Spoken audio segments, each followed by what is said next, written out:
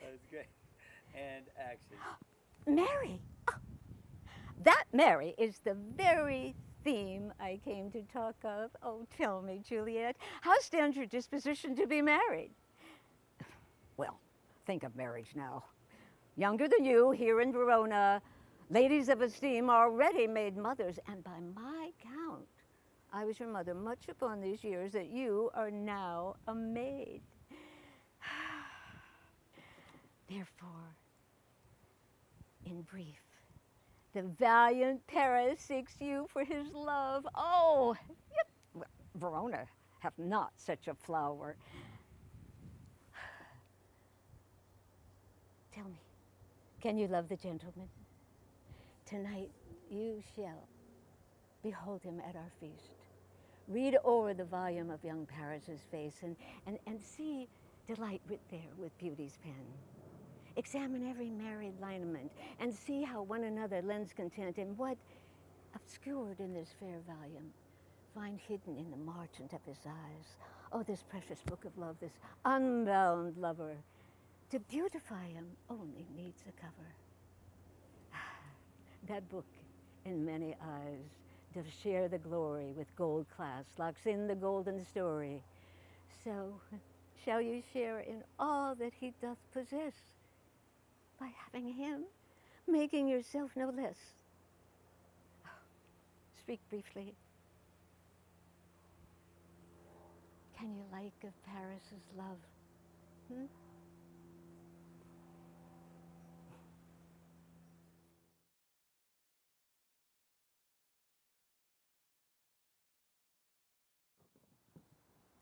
Friends, Romans, countrymen, lend me your ears. I come to bury Caesar, not to praise him. The evil that men do lives after them. The good is oft interred with their bones, so let it be with Caesar.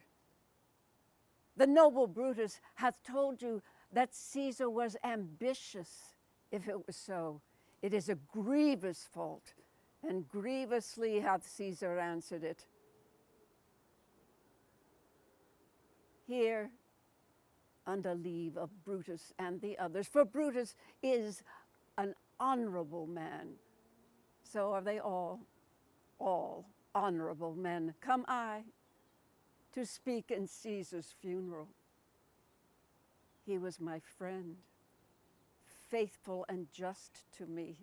But Brutus says he was ambitious, and Brutus is an honorable man. He hath brought many captives home to Rome, whose ransoms did the general coffers fill. Does that in Caesar seem ambitious? When the poor hath cried, Caesar hath wept. Ambition should be made of sterner stuff. But Brutus says he was ambitious, and Brutus is an honorable man. You all did see that on the Lupercal I thrice did offer him a kingly crown, which he did thrice refuse.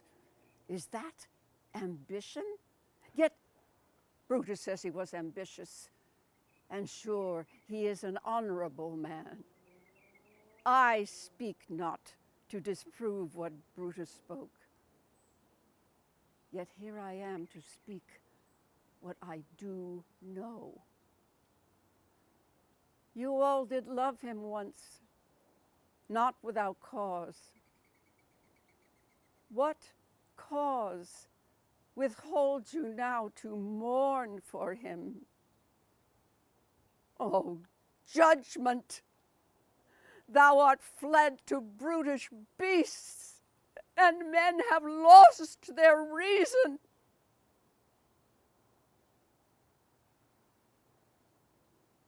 Bear with me. My heart is in the coffin there with Caesar, and I must pause till it come back to me.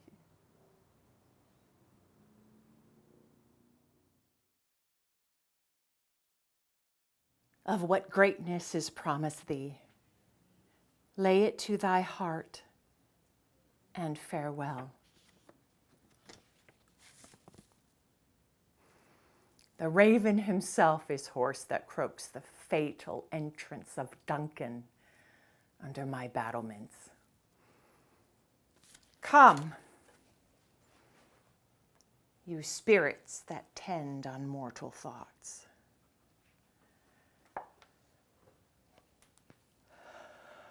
Unsex me here, and fill me from the crown to the toe, top full of direst cruelty.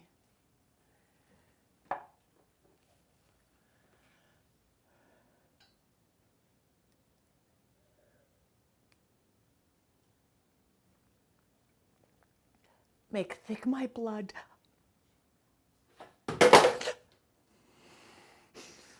Stop up the access and passage to remorse, that no compunctious visitings of nature shake my fell purpose, nor keep peace between the effect and it.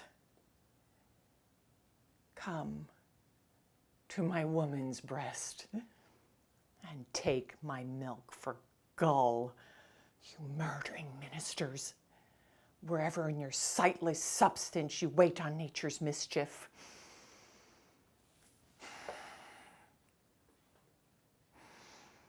Come, thick night, and pall thee in the dunnest smoke of hell, that my keen knife see not the wound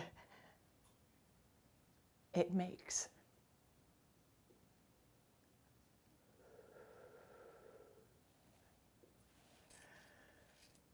Nor heaven peek through the blanket of the night to cry, hold, hold.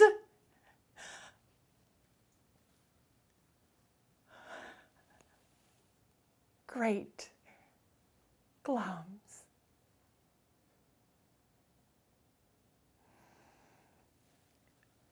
Worthy Godor.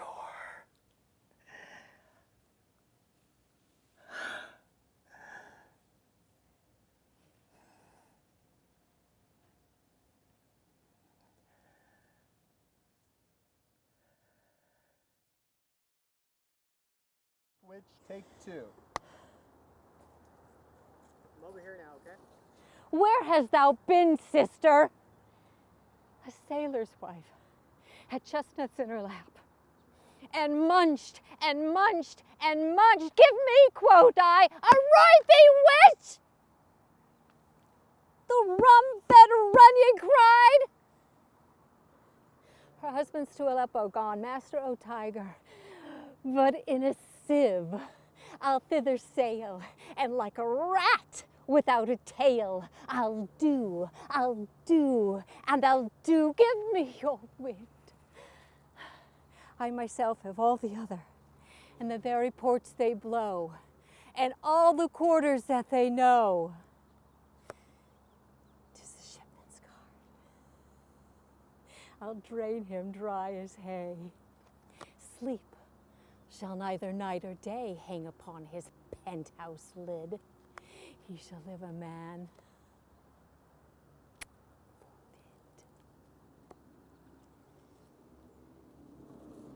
7 nights, 9 times 9, shall he dwindle, peak and pine?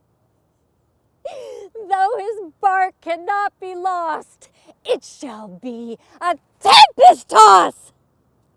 Look what I have. I have a pilot's thumb, wrecked as homeward he did come. A drum, a drum, a drum, Macbeth doth come!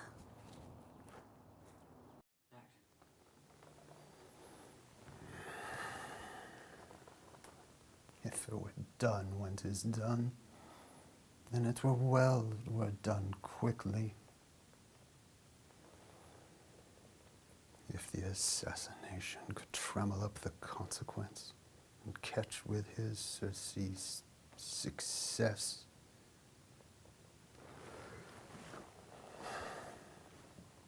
But that this blow might be the be-all and end-all. Here, but here, upon this bank and shoal of time, will jump the life to come. But in these cases, we still have judgment here. That we but teach bloody instructions, which being taught, return to plague the inventor. This even-handed justice commends the ingredients of our poisoned chalice to our own lips.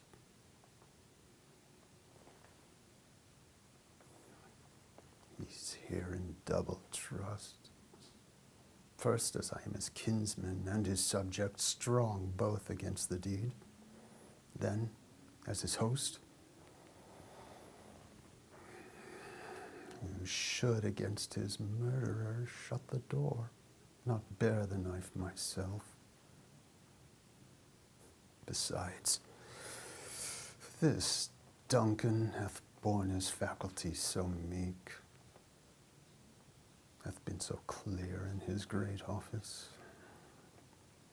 that his virtues will plead like angels trumpet-tongued against the deep damnation of his taking off.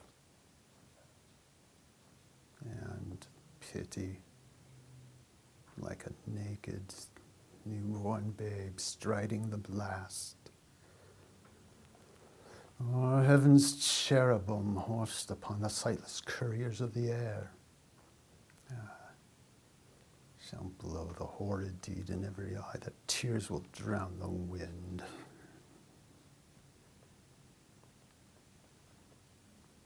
I have no spur to prick the sides of my intent, only vaulting ambition, which o'erleaps itself and falls on the other.